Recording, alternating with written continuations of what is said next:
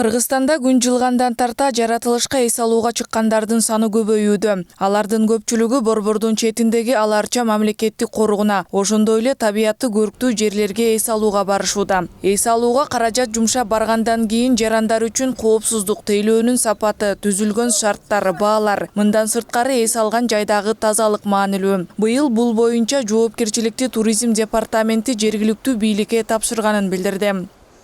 Жайкы туристик мезгилинин ачылыш баягы мезгилинин астында биз атайын ошол областтардын ичиндеги райондорго, анын райондордун ичинен жергиликтүү айыл өкмөттөргө өз учурунда жанагы атайын таштандыларды таштоо жайларын тез-тезден тазалап турууга, ошондой эле бир гана тазалап аларды өз кезегинде алып кетип турбастан, эгер ошол таштандылар кайсы бир адамдар тараптан ташталса, ошолорду өз кезегинде ошол объектилер боюнча тазалап турууга, жергиликтүү калкты ошол именно маданиятка чакыруу боюнча өз кезегинде иштерди жүргүзүп, сөзсүз түрдө ай сайын бизге мындай чыкканда ошо иштердин жыйынтыгы боюнча бизге маалымат берүүсү боюнча суранып кайрылуу жибергенбиз. Бул боюнча ошо иштер жүрүлүп жатат да.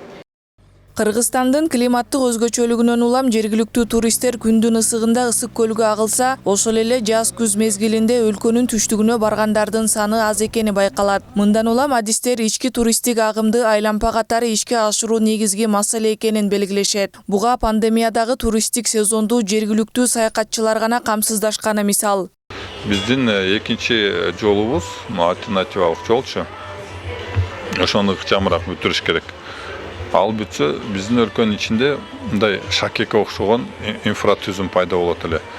Экинчи жолду да мурдакы жолду таштап жибербей, эки жолду кошуп, ички туристтик шакекче сыяктуу кылып, туризм фондунун айткан бир жакшы жерлери рест-поинттерди көбөйтүү. Көлдүн тарабындагы рест-поинттер, ажаткана маселелери өтө курч. Мисалы үчүн балыкчыдан түштүк жээк менен жөнөсөңүз, Көкүнбайга чейин туалет жок. Бул жакшы нерсе эмес. Кээ бир жерлерде байланыш жок.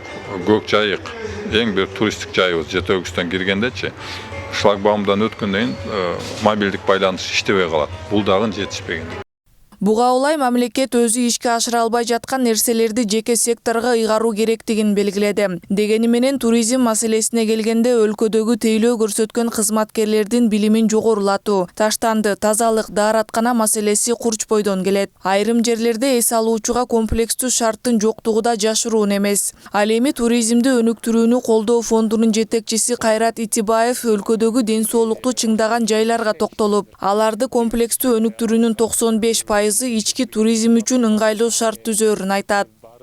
Маанилүү биздин ата-апаларыбыз бар, кары-картандар бар, ошолордун ден соолугун чыныгуучу жайлар керек. Ал биздин ички туристтер. Мына мен өзүм деле апамды Жыргаланга жөнөтөйүн десем, шарты начар экен. Тизелер ооруйт, муундар ооруйт. Бирок ал жерде мындай дарылык касиети, лай, ысык суусу бар экен. Эми буйруса, эми эфирден пайдаланып айтып коеюн, бизде жанагы президенттин башкармалыгынын астына өтүптүр. Азыр ушул жакта жакшы корпустарды куруп атыптыр Жыргалгандын санаториясына.